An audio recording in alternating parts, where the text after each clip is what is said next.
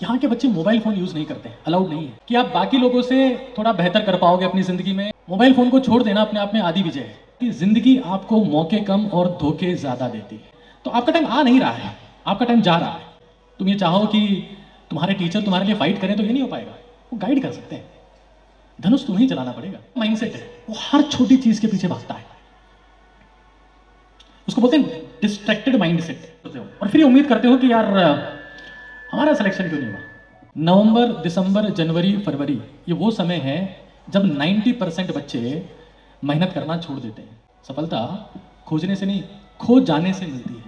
आप जिस दिन ये सेलेक्ट कर लेते हो कि मुझे कुछ बनना है, उस दिन आप बन जाते हो। ये जिंदगी दुखों से भरी हुई है और दुखों से बचने का एकमात्र रास्ता एकाग्र होना। और अभी मेरी जिंदगी का उद्देश्य है कि मैं जब तक जिंदा हूं एक ही काम करूंगी। धूप में बाप तपता है और चूल्हे पर माँ जलती है, तब जाकर किसी घर में कोई औलाद पलती है। लेकिन इसी उम्र में कई लोग ऐसे होंगे जो खुद को खत्म करने का प्रयास करते रहते हैं, क्योंकि पसीना बहाने वाला इंसान कभी डिस्ट्रैक्ट नहीं हो सकता। गोल के लिए आप स्पेसिफाइड फोकस रहें तो फिर सक्सेसफुल होना कोई बड़ी बात नहीं है। पावरफुल नहीं बनोगे तो घर वाले भी सपोर्ट नहीं करेंगे। जो टॉपर होते हैं ना, टॉपर, उनको बिना किताब के पढ़ना आता है। कोर्स को बार बार पढ़ना नहीं पड़ता। मुझे हर वक्त हर चीज़ याद रहती है, काम आएगी कि खुद से जीतने की जिद है मुझे। Good evening everyone. बहुत अच्छा लगा कि इतना डिसिप्लिन स्कूल है, इतने डिसिप्लिन बच्चे हैं और परफॉर्मेंस पे अप्रिसिएशन भी दे रहे हैं। वरना आजकल होता क्या है ना कि हमारे देश में या कहीं पर भी समाज में जब हम देखते हैं कि कोई परफॉर्म कर रहा होता है तो हमने पीएचडी की हुई है। पीएचडी का मतलब होता है कि पुल हिम डाउन, अप्रिशिएट नहीं करना है, नीचे गिराना है। बट यहाँ स्टूडेंट्स अप्रिशिएट कर रहे हैं, that's very nice. First of all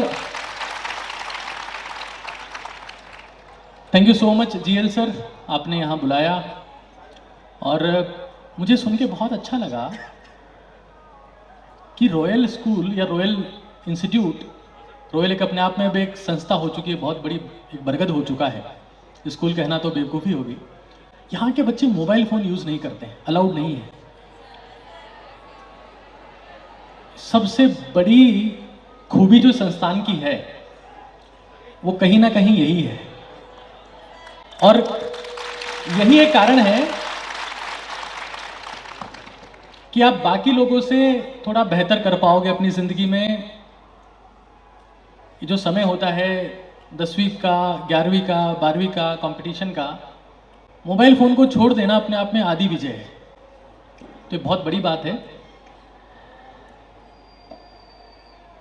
आजकल इंटरनेट का ज़माना है और ज़माने भर के ज्ञान और मोटिवेशन आप लोग सुनते हैं, तो मैं उसकी बात तो नहीं करूँगा।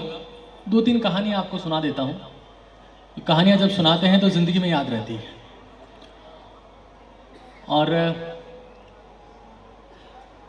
मैंने ये पाया है अपनी लाइफ में कि कहानी जब कोई इंसान सुनता है तो उसे कहीं ना कहीं ज़िंदगी भर याद रहती है। वो चाहे आपने थ्रस्टी क्रो की कहानी सुनी हो, लाइन एंड माउस की कहानी सुनी हो, हंग्री फॉक्स की सुनी हो, कहीं ना कहीं बच्चों को याद रहती है। तो ऐसी 3-4 कहानियाँ हैं। पहली कहानी के साथ में शुरुआत कर रहा हूँ, तो आप लोग सुनना चाहेंगे? यस और नो? एक बार जोश देख लूँ, यस और नो? चलिए, बहुत बढ़िया। ऐसे ऐसे ऑडियंस चाहिए लाइफ में, ऐसे लोग चाहिए सुनने वाले, तो सुनाने का मजा आता है।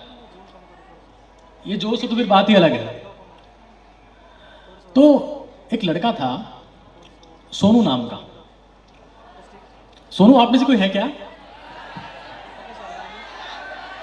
3-4 सोनू है, ठीक है, ओ ठीक है। तो सोनू नाम के एक लड़के को गांव में रहने वाले किसान की बेटी से प्रेम हो गया। मुझे पता है आप जिस एज से बिलोंग करते हैं, इस चीज पे हूटिंग होना जायज है। तो सोनू उससे मिलने के लिए अक्सर गांव जाने लगा। देखो, कहानी और मूवी वही होती है जिसमें लास्ट में ट्विस्ट आए, वरना उसका मतलब नहीं है। तो ये आपकी जिंदगी से जुड़ी हुई कहानी है। तो जब गांव जाने लगा तो गांव में सब लोगों को बात पता लग गई कि यार एक शहर का लड़का है सोनू और वो मिलने आता है यहाँ पर। आपको पता है हमारे देश में, हमारे शहरों में, हमारे गांव में ऐसी बातें रेडिएशन से भी तेज फैलती है। कितने अच्छे स्टूडेंट्स हो आप लोग, इमीडिएट रिस्पॉन्स करते हो। तो अब बात पहुंचते पहुंचते किसान को भी पता लग गई कि यार जवाई सा आते हैं। तो उसने अपनी बेटी को बुलाया कि यार ये सब चल रहा है, मुझे नहीं पता, मैं तुम लोग की शादी कर देता हूं, कोई दिक्कत नहीं है, लेकिन एक छोटी सी परीक्षा देनी पड़ेगी उसे। तो लड़की खुश हो गई, किससे अच्छा क्या हो सकता है, ससुर जी तैयार बैठे हैं। तो उसने अगले दिन ये बात सोनू को बताई। सोनू रोज आ रहा है, उसकी कभी एब्सेंट नहीं हो रही है, वो शहर से आ रहा है गांव में डेली बेसिस पर। तो सोनू को जब ये बात पता लगी तो उसने कहा कि परीक्षा ये कौन सी बड़ी बात है, मतलब लॉकडाउन का स्टूडेंट आज तक भी फेल नहीं हुआ जिंदगी में, तो परीक्षा देना तो मेरे लिए मजाक है, कोई बड़ी बात नहीं है। अगले दिन किसान के पास में चला गया कि मालिक कौन सी परीक्षा है बताओ। किसान उसको खेत पे ले गया कि ज्यादा होशियारी में मत रह, चुपचाप मेरे साथ में चल। उसने बोला कि ये मेरा बाड़ा देख रहा है, बोले हाँ देख रहा हूं। बोले इस बाड़े से एक एक करके 3 बैल बाहर आएंगे और तेरे को बस ज्यादा कुछ नहीं करना है, एक बैल की पूंछ पकड़नी है। मौके 3 हैं। हमारे में तो ऐसा होता है ना, एंट्रेंस एग्जाम में आप लोग CUT का एग्जाम देते हैं, जेट का देते हैं, जेई का देते हैं, नीट का देते हैं, देयर आर सर्टेन चांसेस। जैसे जेई में तो फिक्स किए हुए हैं, बट यहां उसने जेई से ज्यादा मौके दिए हैं कि 3 मौके हैं तेरे पास में। तो उसने बोला कि बैल की पूंछ पकड़नी है, कौन सी बड़ी बात है, कोई शेर तो है नहीं, बैल है, पकड़ ही लूंगा। तो पहला बैल उसने छोड़ा, पहला बैल बाहर आया। तो सोनू देखता है कि पहला बैल हाथी से थोड़ा सा कम मोटा है, बाकी हाथी में उसमें कोई खास अंदर नहीं है, इतना ताकतवर है वो। तो उसने सोचा कि यार इस बैल की अगर मैं पूंछ पकड़ लूं तो मेरा कचूमर बना देगा। तो उसने इस बैल को जाने दिया। उसको पता है 3 मौके हैं, भी तो एक ही तो जा रहा है, 2 तो भी बाकी हैं। तो किसान ने दूसरा बैल छोड़ा। अब जैसे ही दूसरा बैल आया तो दूसरे बैल के सींग बहुत बड़े थे, इतने बड़े कि वो अगर पूंछ पकड़ने के लिए पीछे भी जाए और वो उससे बैल घूम जाए तो उतने में सोनू का काम तमाम। तो सोनू सोचता है कि यार इसके सींग बहुत बड़े हैं, मेरे फेफड़े पंचर कर देगा, पंचर की दुकान कहीं आसपास दिखती नहीं है। बड़ा उसने अपने मन में मायूसी सा महसूस करते हुए उस बैल को भी छोड़ दिया कि बोले यार ये आदमी शैतान है यार, ये लॉकडाउन वाले बच्चे को फेल करवा के मानेगा आज। तो 3 में से 2 बैल जा चुके थे, लेकिन तीसरा अभी चांस था, मौका था कि यार तीसरा बैल तो आना बाकी है। तो तीसरा बैल आया। तीसरा बैल बिल्कुल कमजोर, हड्डियां निकली हुई, सोनू जैसा, बिल्कुल कोई शक्ति नहीं शरीर में। सोनू बहुत खुश हो गया कि मजा आ गया यार, यही तो मौका था। सोनू हाथों हाथ उसके पीछे भाग के गया कि पूंछ पकड़नी है, जाके देखता है तो पीछे पूंछ ही नहीं है। मेरा कहने का मतलब सिर्फ इतना सा है कि जिंदगी आपको मौके कम और धोखे ज्यादा देती है। अगर आपको लगता है कि हम आज कर लेंगे, कल कर लेंगे, परसों कर लेंगे, कोई ना अपना टाइम आएगा, आजकल तो ऐसे गाने भी चल रहे हैं, अपना टाइम आएगा, टी-शर्ट्स भी आ गई हैं, तो आपका टाइम आ नहीं रहा है, आपका टाइम जा रहा है। आपको ऐसा लगता है कि बहुत मौके हैं, कभी भी कर लेंगे, तो जिंदगी में जो एनर्जी आज आपके पास में है, मैं देख रहा था अभी उस बच्चे को जो भी डांस करके गया, क्या नाम था उसका, हाँ चिराग। चिराग ने बिल्कुल आग लगा दी थी। तो ये एनर्जी जो आप में भी है वो एक टाइम के बाद में रहेगी नहीं। वो एक बहुत ही प्रसिद्ध कहावत है, जब दांत है तो चने नहीं है, जब दांत है तो चने नहीं है, चने हैं तो दांत नहीं है, और दोनों है तो आंत नहीं है। तो अभी जो आपके पास में मौका है, जो चांस है, वो जिंदगी में बहुत रेयर केस में वापस रिपीट होगा। तो इस मौके का फायदा उठाओ, क्योंकि आप में जो ऊर्जा है, जो शक्ति है, वो हम लोगों में नहीं है। इसलिए हम गाइड करते हैं कि भाई तू कर, क्योंकि लड़ना तो आपको ही पड़ेगा ना। महाभारत में भी क्या हुआ, अर्जुन के साथ में कृष्ण थे, लड़ते नहीं थे। लड़ने का काम तो अर्जुन का ही था। तुम ये चाहो कि तुम्हारे टीचर तुम्हारे लिए फाइट करें तो ये नहीं हो पाएगा, वो गाइड कर सकते हैं। धनुष तुम्हें ही चलाना पड़ेगा, तीर में पैनापन तुम्हारे ही होना चाहिए। तो एक बेसिक कहानी है कि अभी आपके पास में मौका है, तो पहली बात पढ़ना स्टार्ट करो। दूसरी बात, दूसरी कहानी की तरफ चलते हैं। समझने का प्रयास करते हैं थोड़ा सा, और अपने छोटे भाई बहनों को भी सुनाना एक बार कि हमने रॉयल में कहानी सुनी थी।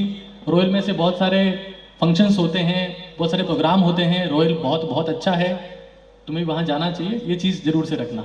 इट इज़ और रिस्पॉन्सिबिलिटी, यस और नो? चलिए दूसरी बात करते हैं। आप लोगों ने, ये कहानी माइंडसेट के ऊपर है। पहली कहानी टाइम के ऊपर थी, दूसरी माइंडसेट के ऊपर है। जैसे मान लो फॉर एग्जाम्पल, एक बहुत सिंपल सा एग्जाम्पल आपको देता हूं। जैसे आप लोगों के सामने एक कुत्ता है और कुत्ते को आप मीट का टुकड़ा फेंकते हैं, मान लो उसके दाईं तरफ, तो कुत्ता क्या करेगा? भागता हुआ जाएगा दाईं तरफ, उठाएगा और खा लेगा। एक मीट का टुकड़ा उसके बाईं तरफ फेंकते हो, कुत्ता भी दाईं तरफ खड़ा है, आपने बाईं तरफ फेंक दिया मीट का टुकड़ा, तो कुत्ता क्या करेगा? भागता हुआ जाएगा, टुकड़ा है, उठाएगा और खा लेगा। तो कुत्ता अब आपके बाईं तरफ आ गया, तो फिर आपने दाईं तरफ फेंका मीट का टुकड़ा, तो कुत्ता फिर से क्या करेगा कि वहां से भागेगा और दाईं तरफ आके खा लेगा, और ये प्रोसेस चलता रहेगा। अब आपके पास में मीट का टुकड़ा, देखो मैं बाहर शादियों का माहौल है, तो हमें अभी शादियों पे थोड़ा कम ध्यान देना है। हमें उसी शादी में जाना है जो हमारे बिना ना हो। बाकी और कोई सी शादी तुम्हारे बिना टलने वाली नहीं है, चाहे तुम जाओ चाहे नहीं जाओ, दैट डजंट मैटर। एक ही शादी ऐसी होगी जो तुम्हारे बिना नहीं हो सकती, तुम्हें पता है कौन सी होगी, ठीक है? खैर, हम कुत्ते की बात कर रहे थे, तो कुत्ते के दाईं तरफ आप फिर से फेंकते हैं मीट का टुकड़ा, तो कुत्ता क्या करेगा? भागेगा, उठाएगा, खा लेगा, पूरे दिन ये काम चलता रहेगा, कुत्ता खाता रहेगा, भागता रहेगा, यहां से चलता रहेगा। तो कुत्ते का माइंडसेट है, वो हर छोटी चीज के पीछे भागता है, उसको बोलते हैं डिस्ट्रैक्टेड माइंडसेट। अब मान लो कुत्ते की जगह आपके सामने शेर है, और आपने एक मीट का टुकड़ा लिया और शेर के दाईं तरफ फेंका, तो शेर मीट के टुकड़े के पीछे नहीं भागेगा, वो तुम्हें देखेगा, ये तू भी तो मीट ही है, तेरे को निपटा दूं पहले, तो बिगर पिक्चर को सोचता है। अब तुम्हारी लाइफ में किसी की बर्थडे पार्टी आ गई, तुम निकल लिए, शादी आ गई 10 दिन की छुट्टी पे, कोई मूवी लग गई, उसको देखने बैठ गए, तो ये छोटी छोटी मीट के टुकड़े हैं। एंट्रेंस एग्जाम को तुम समझते ही नहीं हो उस वक्त कुछ। जितने मौके मिल रहे हैं डिस्ट्रैक्शन के, पंचायती का मौका मिल रहा है, लाइब्रेरी में सो जाने का मौका मिल रहा है, क्लास में ऊँघने का मौका मिल रहा है, कोई मौका नहीं छोड़ते हो, और फिर ये उम्मीद करते हो कि यार हमारा सिलेक्शन क्यों नहीं हुआ। तो हमें हमारे माइंडसेट पर काम करना है, और मैं आपको फिर रिपीट कर रहा हूं, नवंबर, दिसंबर, जनवरी, फरवरी, ये वो समय है जब 90% बच्चे मेहनत करना छोड़ देते हैं, चाहे वो जेई हो, चाहे नीट हो, चाहे वो सीयूईटी हो। और जो बच्चे टॉप रैंक लाते हैं, वो 10% बच्चे अच्छा रैंक लाते हैं, ये वही बच्चे होते हैं जो नवंबर, दिसंबर, जनवरी, फरवरी में मेहनत करते हैं। जुलाई अगस्त में पढ़ना कोई बड़ी बात नहीं, गधे से गधा पढ़ता है तब। जुलाई, अगस्त, सितंबर हर कोई पढ़ रहा होता है उस वक्त। मैंने एंट्रेंस एग्जाम क्रैक किया, और मैं आपको सच बता रहा हूं, 99% लोग जो यूपीएससी जेई नीट क्रैक करते हैं, मेरा 78 रैंक था, जितने लोग ये एग्जाम क्रैक करते हैं, और उसके बाद मैंने 40 से ज्यादा बुक्स लिखी हैं, एंट्रेंस एग्जाम के बारे में बहुत बात करता हूं, एंट्रेंस एग्जाम के ऊपर ही मैंने बहुत सारी किताबें लिखी है।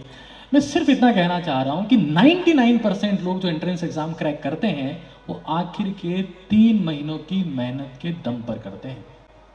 बाकी तो टाइम पास है, बाकी तो फॉर्मेलिटी है। जो निचोड़ आएगा उस चीज का, वो आखिर के समय में आएगा, और आखिर के टाइम में ही 90% लोग छोड़ देते हैं। कोई रजाई से बाहर नहीं आ रहे आधे तो, कि हमारी बस की बात नहीं है। तो it is very very important कि आप लाइन माइंडसेट के साथ में काम करें, आपको पता रहे कि मेरा गोल क्या है। डिस्ट्रैक्शन आते रहेंगे, और ये जिंदगी भर की है, शादी, party, anniversary, birthday celebration, movies, web series, ये सब जिंदगी भर चलेगा, लेकिन ये समय अब कभी नहीं आएगा। तो इसलिए कहा गया है, आपने शायद सुना हो, नहीं सुना हो, कि सफलता खोजने से नहीं मिलती, सफलता खोजने से नहीं, खो जाने से मिलती है। तो आपको खो जाना है अपने गोल के लिए। आप खोजते रहोगे कि मैं यहाँ चला जाऊँ, वहाँ से सिलेक्शन हो जाएगा, उधर चला जाऊँ, वहाँ से सिलेक्शन हो जाएगा।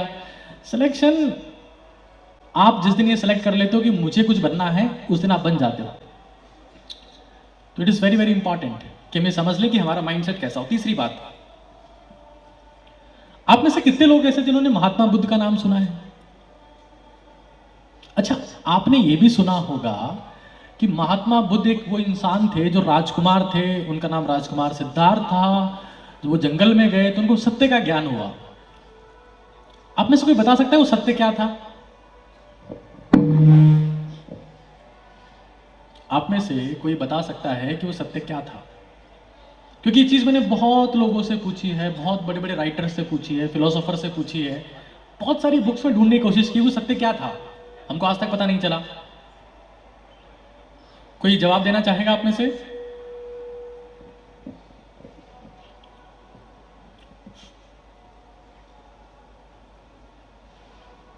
और उन्होंने इसके बेसिस पर एक धर्म बनाया पूरा, बौद्ध धर्म। और बहुत बड़े बड़े देश उस धर्म का पालन करते हैं, जिसमें चाइना भी एक है। कोई बताने में इंटरेस्टेड है? कोई बात नहीं, अब मैं आपको बता देता हूं। उस सत्य का ज्ञान में जो सत्य की बात है, वो सत्य यह है कि किसी भी इंसान को शांति उसी वक्त मिल सकती है, खुशी उसी वक्त मिल सकती है जो वो एकाग्रता में हो, ध्यान में हो। और जब आप स्टूडेंट होते हैं, उनको तो ध्यान का अभ्यास करने के लिए, एकाग्रता का अभ्यास करने के लिए जंगल में जाना पड़ा। आप एज ए स्टूडेंट, हर दिन आपके पास में 5 से 6 घंटे की क्लास होती है, उसमें आपके पास मौका होता है कि आप पूरे ध्यान से उस क्लास को अटेंड करें, पूरी एकाग्रता से, पूरी तन्मयता के साथ में, क्योंकि वही आपका एकमात्र धर्म है। अगर आप ये सोचते हैं कि मैं हिंदू हूं, मैं मुसलमान हूं, मैं सिख हूं, मैं ईसाई हूं, स्टूडेंट का एक ही धर्म होता है, एकाग्रता। और वही एकाग्रता आपको शांति में, सुकून में, खुशी में महसूस होगी। आप एकाग्र रहोगे तो अपने आप खुश रहोगे। तो बुद्ध ने बताया कि जिंदगी दुखों से भरी हुई है और दुखों से बचने का एकमात्र रास्ता एकाग्र होना। कॉपी में लिख रहे हो तो पूरी शिद्दत से लिखो, पूरे मन से लिखो। टीचर की बात सुन रहे हो तो पूरी शिद्दत से सुनो। याद कर रहे हो, पढ़ रहे हो, लाइब्रेरी में जा रहे हो तो पूरी शिद्दत से बैठो। जब तुम घास काटना शुरू करते हो, परेशान होना शुरू हो जाते हो। खुशी एकाग्रता में है, बाकी तुम जिंदगी में कुछ भी कर लोगे। जब यहाँ गाना चल रहा था, बालम मारो फॉर्च्यूनर ले आए हो, फॉर्च्यूनर ले आओगे, रेंज रोवर ले आओगे, ओडी ले आओगे, कोई खास खुशी मिलती नहीं है। क्योंकि मैंने तीनों खरीदी है, इसलिए बता रहा हूं, कोई खास खुशी मिलती नहीं है। तो अगर आपके काम में एकाग्रता नहीं होगी तो फिर मजा नहीं आएगा। तो ये बुद्ध की कहानी है, थोड़ा ध्यान से सुनिएगा। राजकुमार सिद्धार्थ जंगल में चले गए थे। आप देखो, मेरे को पता है कि आपको अभी डांस में मजा आ रहा था और मैंने बहुत ही बोरिंग टॉपिक शुरू कर दिए हैं, उसमें बहुत कम लोगों को इंटरेस्ट आता है। तो मैं जल्दी चीज़ों को ख़त्म करूंगा और फिर से हम डांस का मजा लेंगे। मेरे को भी उसमें काफ़ी मजा आ रहा था। तो बुद्ध की कहानी है, जब वो जंगल में गए, तो जंगल में रहना आसान नहीं है। हम घर से बाहर नहीं रह पाते 10 दिन, जंगल में रहना तो बहुत मुश्किल होता है। उन्होंने सोचा कि यार मैं इस जंगल को छोड़ के चला जाऊंगा, मेरा हो गया है, कोई सत्य का ज्ञान मुझे होने वाला नहीं है, यहाँ कुछ ऐसा मुझे दिखा नहीं, शेर है, बहीरे हैं, मेरे को मार मुर देंगे, कोई मतलब नहीं है यहाँ पर। तो उन्होंने डिसाइड कर लिया कि मुझे यहाँ से अब छोड़ के निकलना है और इट्स एनफ इज एनफ। तो शाम को पानी पीने के लिए एक झील के किनारे पे गए कि अब सुबह तो निकलना ही है, एक दिन झील के किनारे आराम कर लेते हैं। तो झील के पास में गए, तो ध्यान से सुनेगा, ये तुम्हारे काम की चीज़ है। वह देखते हैं कि वहाँ एक गिलहरी थी और वो गिलहरी झील में से, या झील में अपनी पूंछ डुबो रही है और बाहर आके झड़का रही है। झील में अपनी पूंछ डुबो रही है और बाहर आके झड़का रही है। तो उसने उन्होंने पूछा कि ये क्या नाटक है गिलहरी, ये सब क्या चल रहा है? बोले मैं झील को सुखा रही हूँ। इतनी सी गिलहरी है, इतनी बड़ी झील है, तू सूख जाएगी, इसको कहां से सुखाएगी तू? बोलते राजकुमार, इन्होंने इस झील की वजह से मेरा पूरा परिवार इस झील में डूब कर मर गया, और अभी मेरी जिंदगी का उद्देश्य है कि मैं जब तक जिंदा हूं एक ही काम करूंगी, चाहे मेरे प्राण चले जाए, लेकिन मेरा एक ही काम है सुबह से शाम तक कि मुझे इस झील को सुखा के ही मानना है। और ये बात राजकुमार सिद्धार्थ को महसूस हुई कि जब इतनी छोटी सी गिलहरी इतना बड़ा उद्देश्य लेकर चल सकती है, तो मैं तो इंसान हूं। उस दिन के बाद से उन्होंने ये प्रण किया कि वो जंगल छोड़कर नहीं जाएंगे, और उसके बाद की कहानी आपको पता है। वो एक इंसान से भगवान बनने वाले एकमात्र इंसान हैं धरती पर। राजकुमार सिद्धार्थ भगवान बुद्ध बने इसलिए क्योंकि वो उस डिसीजन पर टिके रह पाए कि मुझे यही करना है। और उसके बाद पूरी दुनिया उनके साथ में जंगल में आई, सब लोग सेवा करने आ गए, पूरी दुनिया ही सेवा करने आ गई, पूरा एक धर्म बना। तो हमें चीज़ों पर टिकना होता है। पहली चीज़ जो मैंने बताई सोनू की कहानी से कि जल्दी स्टार्ट करना है। तीसरे बैल का इंतजार नहीं करना है, मौके का वेट नहीं करना है। जब स्टार्ट कर दिया तो डॉग माइंडसेट नहीं रखना है, छोटी छोटी चीज़ों के पीछे नहीं भागना है। जब लॉयन माइंडसेट रखोगे तो प्रॉब्लम्स आएगी। तो फिर ये सोचना है कि जब मैंने गोल लिया हुआ है तो उस गिलहरी की तरह सोचना है। और अगर आप ये चीज कर पाएंगे तो बहुत बड़े बड़े गोल्स आप जिंदगी में हासिल कर पाएंगे। वरना क्या है, समय चल रहा है, पेरेंट्स ने पैसे दिए हैं, अभी वो फील नहीं होगा आपको। जबकि सच्चाई ये है कि धूप में बाप तपता है और चूल्हे पर माँ जलती है। धूप में बाप तपता है और चूल्हे पर माँ जलती है, तब जाकर किसी घर में कोई औलाद पलती है। तो ये सच्चाई है। आपको उनके सेक्रीफाइस कभी फील नहीं होंगे। अगर आप उसको फील कर पाएंगे तो आप ज्यादा बेहतर मेहनत कर पाएंगे। ये मोटिवेशनल वर्ड्स तो कुछ समय के लिए हैं, 2 घंटे में, 3 घंटे में, 3 दिन में, 4 दिन में भूल जाओगे उनको। लेकिन अगर आप उनके सेक्रीफाइस फील करोगे कि यार कितनी मेहनत करते हैं हमारे लिए, तो आप ज्यादा बेहतर मेहनत कर पाओगे। तो कुछ बेसिक बातें हैं जो हमें अप्लाई करनी है। अब उससे इंपॉर्टेंट कुछ काम की बातें जो मेरे हिसाब से आपको नोट डाउन कर लेनी चाहिए। आप में से बहुत सारे लोग पेपर पेन लेकर यहाँ बैठे हैं, क्योंकि हमें कुछ सीख लेना चाहिए। गाने तो चलते रहेंगे, डांस भी होता रहेगा, और डांसर बहुत गजब के है रोयल के यार, है ये तो मानना पड़ेगा सर, अमेजिंग। वो चिराग जो था वो तो बहुत ही जबरदस्त डांसर है, लाइव परफॉर्मर है वो इंसान, वेरी नाइस। देखिए कुछ बेसिक चीजें हैं। वैसे तो यहाँ पर अगर पावर पॉइंट या कुछ प्रेजेंटेशन होता तो आप आसानी से देख पाते, लेकिन उसका कुछ ज़्यादा महत्व होता नहीं है। जब आप कोई चीज़ लिखते हैं कॉपी में तब ज़्यादा लंबे समय तक टिकती है। कितनी स्लाइडें लोग चला देते हैं, कुछ होता नहीं है उससे। लिखना बहुत महत्वपूर्ण है। तो एक चीज़ जो मुझे लगता है तैयारी में सबसे इंपॉर्टेंट है, हालांकि आप लोगों को कहा जाता होगा शायद, जो भी है, स्लीप। तैयारी में सोना सबसे ज्यादा इंपॉर्टेंट है। आप लोगों की बात हजम नहीं हो रही ना? हजम हो रही कि नहीं हो रही कि सोना इंपॉर्टेंट है? हाँ या ना, जोर से बोलो। तो आप लोग सोते रहते हो कि टाइम से उठ जाते हो? ठीक है। देखिए सोने से हमारे ब्रेन में 2 टाइप की मेमोरीज होती है। एक होती है शॉर्ट टर्मल मेमोरी, एक होती है लॉन्ग टर्मल मेमोरी। लॉन्ग टर्मल मेमोरी वो होती है जो आप एंट्रेंस एग्जाम में लेके जाते हो, स्टोरेज मेमोरी बोलते हैं उसे। बीइंग ए डॉक्टर मैं आपको कुछ चीजें बता रहा हूं। या परफॉर्मेंस मेमोरी बोलते हैं। आपको कोई चीज कितने समय तक याद रहेगी ये आपकी क्वालिटी ऑफ स्लीप पे डिपेंड करता है, ड्यूरेशन पे नहीं, क्वालिटी ऑफ स्लीप। कोई इंसान 8 घंटे सो रहा है लेकिन कच्ची पक्की नींद आ रही है, उसको कोई मतलब नहीं उस स्लीप का। कोई इंसान 6 घंटे सो रहा है, ढंग से सो रहा है, क्वालिटी ऑफ स्लीप की बात मैं कर रहा हूं। तो सोना सबसे महत्वपूर्ण है, एस, स्लीप।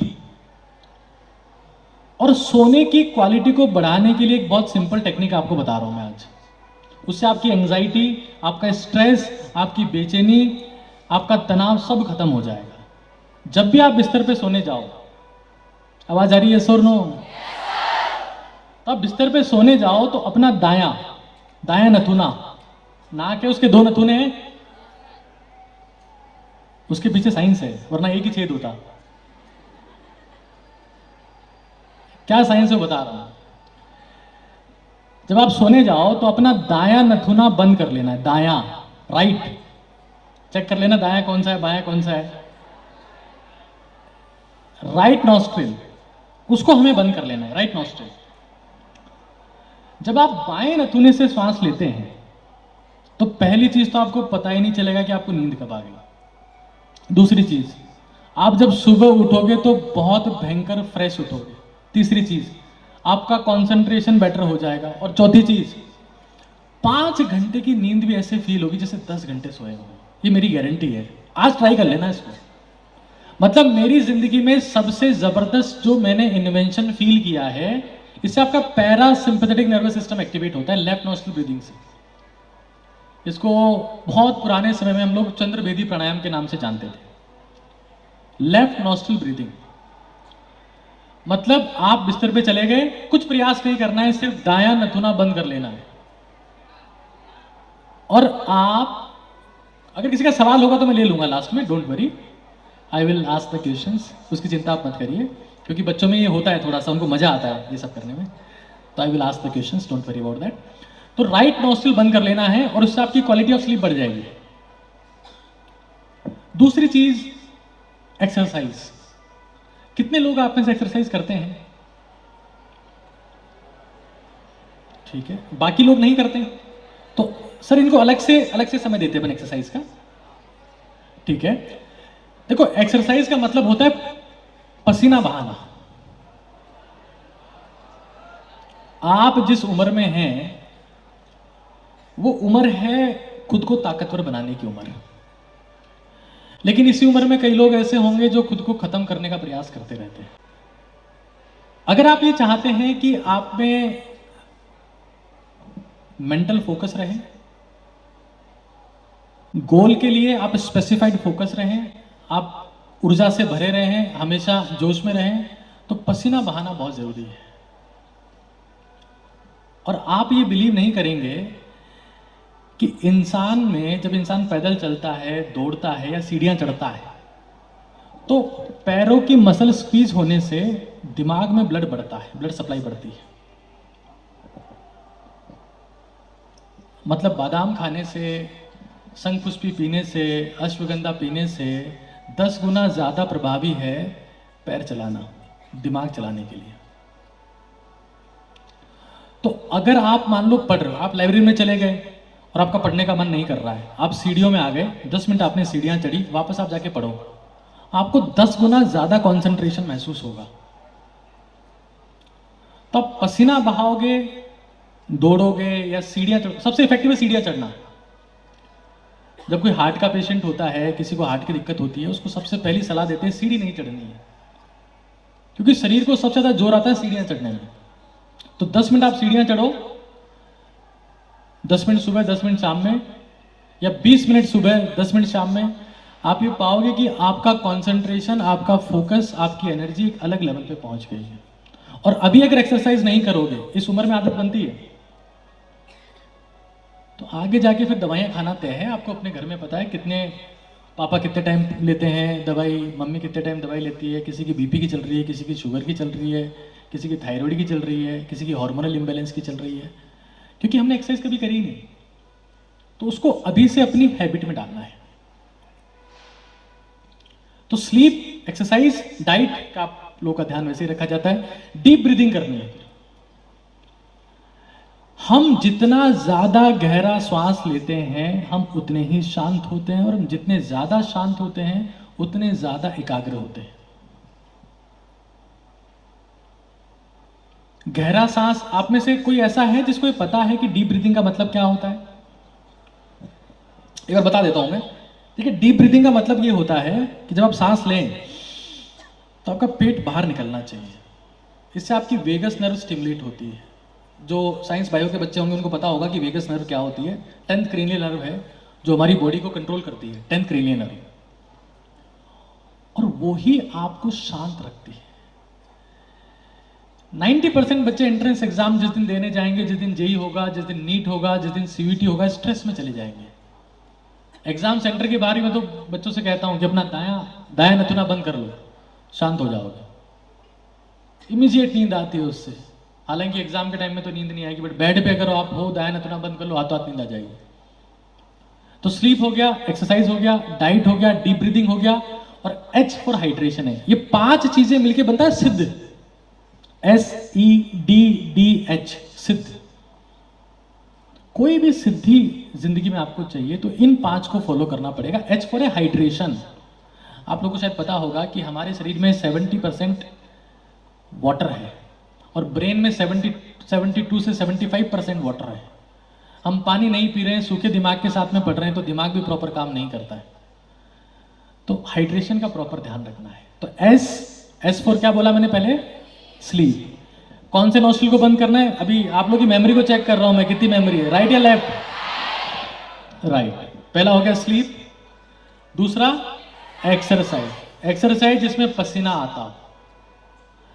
अगर आपको देखो, एक चीज बहुत क्लियरली मैं बता देना चाहता हूं यहां पर, मुझे पता है कि मुझे इस मुद्दे को यहां डिस्कस नहीं करना चाहिए, बट मैं करूंगा। इंसान के शरीर में 3 टाइप की एनर्जी है, एक मेंटल, एक फिजिकल, एक सेक्सुअल।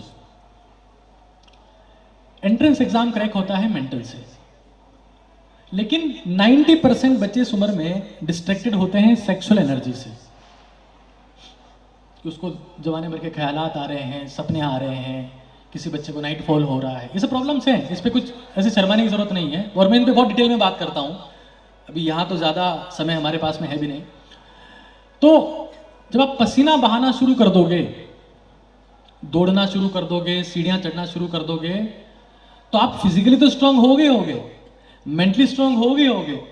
सेक्सुअल एनर्जी भी आपकी फिजिकल और मेंटल में कन्वर्ट होना शुरू हो जाती है। और इसलिए जितने लोग फौज में जाते हैं, सेना में जाते हैं, पहला काम करते हैं, पहले दिन दौड़ो 10 किलोमीटर, क्योंकि वहां डिस्ट्रैक्ट होने का मौका नहीं है। वहां बॉर्डर पे खड़े हो, वहां आप किसी को फोन लगाने लग गए या किससे बात करने लग गए तो देश लुट जाएगा पीछे। तो उनको भगाते हैं, पसीना बहाते हैं, क्योंकि पसीना बहाने वाला इंसान कभी डिस्ट्रैक्ट नहीं हो सकता। इसीलिए मैं बार बार एक्सरसाइज पे सबसे ज्यादा फोकस करता हूं। सीढ़ियां चढ़ने से सबसे तेजी से पसीना आता है। 20 मिनट सीढ़ियां चढ़ोगे, पसीने से तरबतर हो जाओगे। तो अगर आपने पसीने से नहाना सीख लिया तो आप ये मान लो कि आपने दिन का 80% काम कर लिया। तो डिस्ट्रैक्शन जो है ना, वो खत्म हो जाएंगे। चाहे लड़कियां हो चाहे लड़के हो, पसीना बहाओ, बाकी चीजें बहना रुक जाएंगी। तो अगर मुझे मेंटल एनर्जी को मजबूत करना है तो अपनी सेक्सुअल एनर्जी को और अपनी फिजिकल एनर्जी को इस तरीके से पसीना बहा के मेंटल में कन्वर्ट करना पड़ेगा, वरना आप डिस्ट्रैक्टेड रहोगे और कभी कुछ नहीं कर पाओगे। तो मैं यही मानता हूं 25 साल तक, ज्यादा नहीं, 25 साल तक, 25 साल तक आपको खुद को बिल्ड करना होता है, आपकी एनर्जी को ट्रांसफॉर्म करना होता है, फिजिकल को और सेक्सुअल को मेंटल में कन्वर्ट करना होता है, और खुद को शारीरिक रूप से मजबूत करना होता है। तो फिर सक्सेसफुल होना कोई बड़ी बात नहीं है। तो स्लीप हो गया, एक्सरसाइज हो गया, डाइट हो गया, डीप ब्रीदिंग हो गया, हाइड्रेशन हो गया, क्योंकि ब्रेन का 75% हिस्सा पानी से बना हुआ है। पानी नहीं पी रहे हैं, आदि समस्याओं का तो रीजन वही है। किसी के पेट खराब है, किसी का दिमाग खराब, पेट खराब होता है, दिमाग खराब होता है। एक ही चीज काम करती है, या तो पेट या दिमाग। तो पानी पियोगे तो पेट ठीक रहेगा, पेट ठीक रहेगा तो दिमाग अपने आप काम करेगा। तो एच फॉर हाइड्रेशन। ये सिद्ध बनने के नियम हैं। Sleep, exercise, diet, deep breathing, hydration. ये आप काम करोगे तो आप जिंदगी में सैनिक बन पाओगे। और सैनिक जो होते हैं ना, वो किसी फील्ड में मात नहीं खाते। मतलब खुद को ताकतवर बनाना है। ताकतवर रहोगे तो दुनिया सपोर्ट करेगी, ताकतवर नहीं रहोगे तो कोई सपोर्ट नहीं करेगा। पांडव 5 थे, सबसे ज्यादा शक्तिशाली अर्जुन थे, तो भगवान ने अर्जुन का साथ दिया, लेकिन पांडव तो 5 थे ना। ताकतवर लोगों का सब साथ देते हैं, ताकतवर लोगों का। रथ अर्जुन का कृष्ण ने क्यों चलाया? ताकत है ना अर्जुन में। आज तुम्हारे में से, या एक बहुत सिंपल सा एग्जांपल ले लेते हैं। हमारे देश में जितने बहुत सारे सांसद हैं, बहुत सारे राजनेता हैं, कोई कांग्रेस छोड़ के बीजेपी में चला गया, कोई समाजवादी पार्टी छोड़ के बीजेपी में चला गया। उनको पता है कि यहां पर एक ताकतवर नेता है, ताकतवर पार्टी है, तो हर कोई ताकत को सपोर्ट करता है। पावरफुल नहीं बनोगे तो घर वाले भी सपोर्ट नहीं करेंगे। फिर ये सिद्ध की बात हो गई, ये तो होगी आपके शरीर की बात। फिर अब थोड़ी सी बात करते हैं पढ़ाई की। एक बहुत जबरदस्त टेक्निक सिखाता हूं आपको। आप में से कोई सा स्टूडेंट ऐसा आ सकता है कि जिसको कुछ याद हो, एक लाइव डेमो करके दिखाते हैं। जैसे केमिकल रिएक्शंस के बारे में पता हो, organic chemistry, inorganic chemistry, physical chemistry, physics, biology, कुछ भी, एनीवन। 12वीं क्लास का टॉपर कौन है? अर्जुन। बताओ, यहां भी अर्जुन ही है, महाभारत में भी अर्जुन ही था।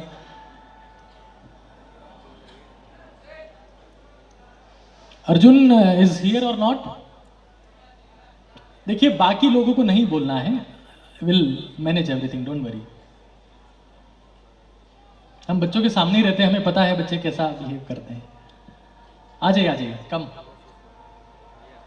आपका क्या नाम है? Arjun, okay. Arjun, come fast. Mahabharat के हिसाब से मेरा नाम अभिमन्यु है, तुम्हारा अर्जुन है, सोचो। अर्जुन, आपको क्या ऐसी चीजें जो अच्छे से याद है? हाँ, पढ़ाई से ऑब्वियसली। तुम क्या याद करना चाह रहे हो? केमिस्ट्री में हेलो एल्केन्स और हेलो एरिन्स, ठीक है। तो हेलो एल्केन्स और हेलो एरिन्स में नेम रिएक्शंस होती हैं 4। कौन कौन सी है? डार्जन रिएक्शन है, स्वार्ट्स है, फिंकेल्स्टीन और हुंसडीकर है ना? ये 4 रिएक्शन इसको याद है, ठीक है ना? एक बार यहां आ जाओ इधर। क्या तुम पूरा चैप्टर आंख बंद करके सोच सकते हो स्टार्टिंग से लास्ट तक? हेलो एल्केन्स वाला सोच सकते हो? आंख बंद करो, बोल के बताओ, देखिए कहां से स्टार्ट हो रहा है, कहां तक जा रहा है। फर्स्ट क्लासिफिकेशन, फिर uses, preparation method of alkyl halide from alcohol, from alkene and alkyne, then their boiling point order, then chemical properties of alkyl halide, after that nucleophilic reaction, Grignard reaction, and SN1 SN2, then acidification. जाओ, बहुत बढ़िया। अब सुन लो एक बार, ताली तो बजा लेना आराम से। बहुत बढ़िया अर्जुन, वेल डन। जो टॉपर होते हैं ना, टॉपर, उनको बिना किताब के पढ़ना आता है। आंख बंद करके वो कंटेंट के बारे में पिक्चर की तरह, मूवी की तरह सोच सकते हैं। इसको बोलते हैं कंटेंट विजुअलाइजेशन। कि मैंने यहां चुटकी बजाई और मैं XYZ किसी चैप्टर के बारे में सोचने लग गया। इसको मनन या मेमोराइजेशन भी कहा गया है। और ये वो तरीका है जिसके माध्यम से कोई बच्चा 16 घंटे, 17 घंटे, 18 घंटे पढ़ सकता है। और यही वो तरीका है जिसके माध्यम से कोई बच्चा एक बार पढ़ी हुई चीज को कभी नहीं भूलता है। मतलब बार बार रिवाइज करना। कैसे? मैं मान लो नहाने गया और मैं किसी एक XYZ चैप्टर के बारे में सोच रहा हूं। मैं मान लो खा रहा हूं और मैं XYZ टॉपिक के बारे में सोच रहा हूं। मैं मान लो क्लास खत्म हो गई, दूसरी क्लास शुरू होने वाली है, बीच का गैप है, मैं XYZ टॉपिक के बारे में सोच रहा हूं। मैं स्कूल से फ्री होकर हॉस्टल में जा रहा हूं, XYZ टॉपिक के बारे में सोच रहा हूं। ये होता है कंटेंट विजुअलाइजेशन। मतलब आपके सामने किताब नहीं है, किताब नहीं होके भी किताब होना। बाकी लोग तो नाटक करते हैं पढ़ने का, किताब खोल रखी और कुछ नहीं कर रहे उसमें। तो ये होते स्मार्ट बच्चे जो बिना किताब के पढ़ लेते हैं। तो अगर आप कंटेंट विजुअलाइजेशन को अपनी हैबिट बना लो, मैं आज गारंटी के साथ में कह रहा हूं, मुझे जीएल सर ने बताया अभी कि तकरीबन 250 बच्चे को मेडल मिलने वाले हैं। जिन बच्चों को मेडल नहीं मिल रहा है, अपनी जिंदगी में सिर्फ 30 मिनट कंटेंट विजुअलाइजेशन का अभ्यास करो। खाना खाते वक्त कर लो, नहाते वक्त कर लो, सोने गए हो तब राइट नोस्ट्रिल बंद करो और कंटेंट के बारे में सोचो। मेरी गारंटी है अगली बार इन 250 में तुम होगे 100%। लेकिन तुम्हें यह समझ लेना है कि बिना किताब के भी तुम्हें पढ़ना आना चाहिए। अगर किताब तुम्हारे सामने और तुम पढ़ रहे हो, दैट इज यूजलेस, उसमें दम वाली बात नहीं है। भाई मैंने, मतलब मेरे को लगता नहीं मैं कभी कोई बहुत ब्रिलियंट स्टूडेंट था। I was average student. But मेरा जो 78 रैंक आया राजस्थान प्री मेडिकल टेस्ट में, ऑल इंडिया में मेरा 1700 के आसपास रैंक था। AIPMT, मतलब AIPMT होती थी, नीट नहीं होता था। 8th क्लास में मेरे 95% थे, 10th में 92% थे राजस्थान बोर्ड हिंदी मीडियम से, 12th क्लास में मेरे 90% थे साइंस बायोलॉजी में। और इसमें मुझे लगता है कि सबसे बड़ा रोल था कंटेंट विजुअलाइजेशन का, कि मैं आंख बंद करके नहाते वक्त खाते वक्त वो सोच पा रहा हूं जो किताब में लिखा हुआ है। इसलिए मुझे बार बार रिवाइज नहीं करना पड़ता, कोर्स को बार बार पढ़ना नहीं पड़ता, मुझे हर वक्त हर चीज याद रहती है। तो इस चीज को अपनी लाइफ में अप्लाई करें। मतलब इसमें करना क्या होता है सुन लीजिए एक बार। पहले पढ़ना है, read R for read, S summarize करना है उसको, आर एस रीड करना है, समराइज करना है, आर एस, फिर उसको रिवाइज करना है, इतना रिवाइज करना है कि याद हो जाए, और फिर एम मतलब मेमोराइज करना है, विजुलाइज करना है, सोचना है। तो R S R M, read, summarize, revise, memorize. तो आपने सुना होगा अष्ट सिद्धि और नवनिधि। तो ये मैं पहले सिद्ध आपको बताया और फिर ये आर एस आर एम बताया। ये टोटल मिलके 5 और 4 9 लेटर्स हैं। नवरात्र में भी 9 ही दिन होते हैं, यहाँ पर भी 9 लेटर्स हैं। आप इनको अपनी जिंदगी में अप्लाई करेंगे, आप कितने ही पुअर स्टूडेंट हो, कितने वीक स्टूडेंट हो, कितने कमजोर बच्चे हों, आपकी क्लास में कोई वैल्यू हो ना हो, आपको पता लगेगा कि इसके माध्यम से आपकी पूरी जिंदगी बदल गई है। तो मैं बस अब यहीं पर विराम लूंगा। अपनी बातों का अंत एक बहुत इम्पॉर्टेंट चीज़ है मेरी लाइफ में, उसके साथ में बोलकर समाप्त कर देता हूं कि ये लाइन मुझे हमेशा मोटिवेट करती है। तो आई होप आपके लाइफ में भी काम आएगी कि खुद से जीतने की जिद है मुझे। आप लोग मेरे साथ में बोलिएगा, खुद से जीतने की जिद है मुझे और खुद को ही हराना है। मैं भीड़ नहीं हूं दुनिया की, मेरे अंदर जमाना है। तो बहुत बहुत धन्यवाद, बहुत बहुत आभार सभी रॉयल के स्टूडेंट्स का, रॉयल संस्थान का, जीएल सर का। आई विश जितनी बातें मैंने अपना जितना मैं बेस्ट कर पाया उतना मैंने ट्राई किया। आई होप ये सारी बातें आप अपनी लाइफ में इम्प्लीमेंट करेंगे। थैंक यू सो मच इतने प्यार से सुनने के लिए। बहुत बहुत धन्यवाद। Thanks a lot. Thank you so much.